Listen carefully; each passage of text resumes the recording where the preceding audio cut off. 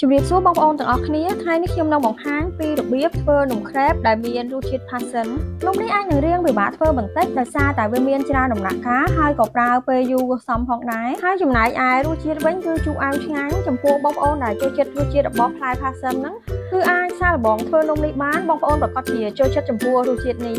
តោះឥឡូវនេះយើងចូលមកមើលពីវិធីធ្វើដែលដំបូងហ្នឹងគឺខ្ញុំលាយម្សៅសម្រាប់ធ្វើសម្បកនំជាមុនសិនដែលខ្ញុំប្រើពងមាន់ហ្នឹងចំនួន4គ្រាប់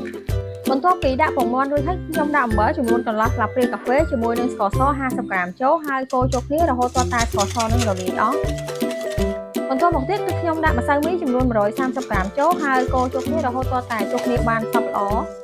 នៅពេលដែលឃើញថាម្សៅចូលគ្នាបានសព្វហើយគឺខ្ញុំដាក់ទឹកដោះគោចំនួន400មីលីលីត្រចូលហើយកូរចូលគ្នាម្ដងទៀតបន្ទាប់ពីកូរចូលគ្នារួចហើយគឺខ្ញុំយកទៅចាក់ដាក់នៅក្នុងកន្ត្រងច្រោះដើម្បីកុំឲ្យមានម្សៅដែលនៅកកដុំរួចហើយបន្ថែមជាមួយនឹងប័រដែលបានរំលាយរួចនឹងចំនួន2ស្លាបព្រាបាយចូលហើយកូរចូលគ្នាបន្ទាប់ពីនោះគឺយើងត្រូវយកទៅទុកនៅក្នុងទូទឹកកកនឹងរយៈពេល30នាទីហើយឥឡូវនេះខ្ញុំនឹងមកធ្វើដំណាប់ផាសសិនដើម្បីដាក់នៅក្នុងនំដែលខ្ញុំប្រើទឹកផាសសិនចំនួន100មីលីលីត្រជាមួយនឹងស្ករស60ក្រាមហើយយើងត្រូវកូរវាច្របល់ចូលគ្នានិងកូររហូតដល់តែទឹកផាសសិននឹងឡើងខាប់បន្ទាប់ពីឃើញថាទឹកផាសសិននេះឡើងខាប់ហើយខ្ញុំយកទៅចាក់ដាក់នៅក្នុងកន្ត្រងហើយច្រោះយកគ្រាប់ចេញខ្លះហើយបន្ទាប់ពីច្រោះរួចហើយទៅខ្ញុំដួសគ្រាប់ផាសសិនបន្តិចដាក់ចូលទៅក្នុងទឹកនោះវិញចំពោះដំណាប់ផាសសិននេះបន្ទាប់ពីធ្វើហើយគឺយើងទុកមួយឡែកសិនហើយទឹកផាសសិនខ្លះទៀតហ្នឹងគឺខ្ញុំយកមកវាយឲ្យបែកសាច់បន្តិចសិនរួចហើយគឺខ្ញុំចាក់ដាក់ច្រោះដើម្បីយកគ្រាប់ចេញហើយទឹកផាសសិនដែលច្រោះហើយនេះគឺខ្ញុំទុកលាយជាមួយនឹងស្នូល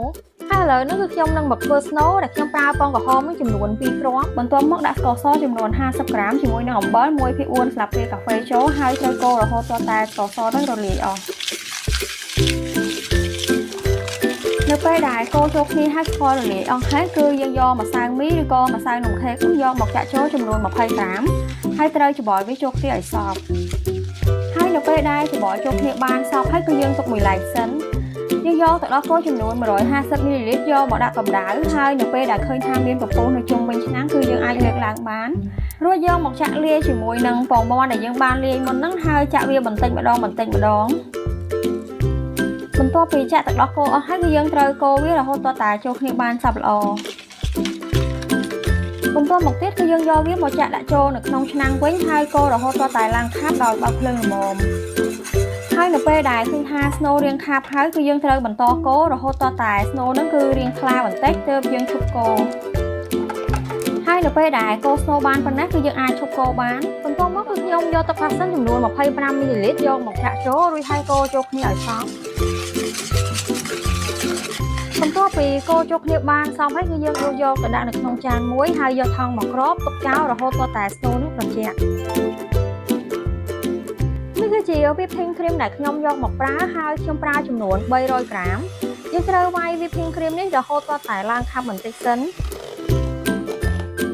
បន្ទាប់ពីវាយ cream រាងខាប់បន្តិចហើយគឺយើងយកប្រដាប់វាយហ្នឹងទៅវាយស្នូលដែលយើងបានទុកឲ្យត្រជាក់ហ្នឹងឲ្យបែកសាច់មកល្អសិនរួចហើយទើបយកទៅចាក់ដាក់ចូលនៅក្នុង cream ដែលយើងបានវាយមុនហ្នឹងបន្ទាប់ពីនោះបន្ថែមជាមួយនឹងទឹកក្លិនវ៉ានីឡាចំនួន1ស្លាបព្រាកាហ្វេចូលរួចហើយគឺយើងត្រូវវាយវាកូរចូលគ្នារហូតដល់តែចូលគ្នាបានសព្វហើយគ្រីមរបស់យើងនេះឡើងខាប់ហើយឥឡូវហ្នឹងនៅពេលដែលបានខាប់ប៉ុណ្ណាគឺយើងអាចឈប់វាយបានហើយគ្រីមនេះគឺខ្ញុំនឹងដួសយកទៅដាក់នៅក្នុងថង់ដើម្បីងាយស្រួលនៅពេលដែលយើងយកទៅដាក់ពីលើនំហើយចំណែកឯដំណាប់ផាសសិនដែលយើងបានធ្វើមុនហ្នឹងក៏ខ្ញុំយកទៅដាក់ច្រកនៅក្នុងថង់ដូចគ្នាហើយឥឡូវបន្ទាប់ពីត្រៀមគ្រឿងផ្សំផ្សេងទៀតរួចហើយគឺខ្ញុំនឹងមកចាក់សម្បកនំដែលដំបូងនេះគឺខ្ញុំលាបប្រេងនិងកម្ដៅខ្ទះនឹងឲ្យក្ដៅបន្តិចសិនហើយទើបដួសម្សៅដែលបានលាយរួចនឹងយកមកចាក់ហើយម្សៅនេះមុននឹងដួសចេញគឺយើងត្រូវតែកូរវាបន្តិចសិននៅពេលដែលចាក់ម្សៅចូលទៅក្នុងខ្ទះរួចហើយគឺយើងត្រូវកលែងខ្ទះដើម្បីឲ្យម្សៅនោះវាហូរពេញនៅនឹងបាតខ្ទះបន្ទាប់មកគឺយើងលើកម្សៅដែលនៅសល់នឹងចាក់ចេញហើយយើងទុកចោលនៅលើចង្ក្រានដោយបើកភ្លើងតិចល្មមរហូតដល់តែនំនេះឆ្អិនដែលប្រើរយៈពេលប្រហែលជា1នាទីហើយនៅពេលដែលឃើញថានំឆ្អិនហើយគឺយើងត្រឡប់វាមកខាងទៀតមកផ្លែតរួចហើយយើងអាចលើកឡើងបាន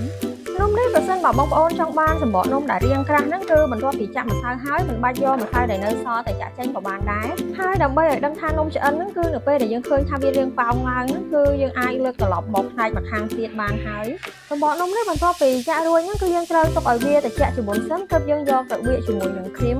ហើយឥឡូវហ្នឹងបន្ទាប់ពីសម្បកនំបានត្រជាក់ហើយគឺខ្ញុំបានយកគ្រីមមកច្របាច់ដាក់ពីលើសម្បកនំហើយបៀកវាស្ដើង បន្ទាប់ពីបៀកគ្រីមរួចហើយខ្ញុំយកនំមួយបន្ទះយកមកដាក់ពីលើហើយបៀកគ្រីមបន្តទៀតចំពោះជាន់ទី2នេះបន្ទាប់ពីបៀកគ្រីមហើយគឺខ្ញុំយកដំណាប់ Parmesan ដែលខ្ញុំបានធ្វើហើយនេះយកមកច្របាច់ដាក់ពីលើចំពោះដំណាប់នេះប្រសិនបើបងប្អូនអត់ចង់ឲ្យវារាងជូរទេគឺច្របាច់ដាក់តែបន្តិចបានហើយខ្ញុំបន្តធ្វើបែបនេះជារឿយៗរហូតដល់តែអស់គ្រីមហើយនឹងនំហើយនេះគឺជាជាន់ចុងក្រោយហើយដែលខ្ញុំដាក់ដំណាប់ Parmesan នំនេះបន្ទាប់ពីធ្វើរួចគឺខ្ញុំនៅសល់បន្ទះនំនោះប្រហែលជា5ទៅ6បន្ទះទៀតដោយសារតែខ្ញុំបៀកគ្រីមរាងក្រាស់ចឹងហើយប្រសិនបើបងប្អូនចង់ឲ្យអស់បន្ទះនំនេះគឺត្រូវតែបៀកគ្រីមនឹងឲ្យរាងស្ដើងបន្តិចឬក៏ធ្វើស្នូលក៏ដូចជាវាយគ្រីមនឹងឲ្យលើនឹងពាក់កណ្ដាល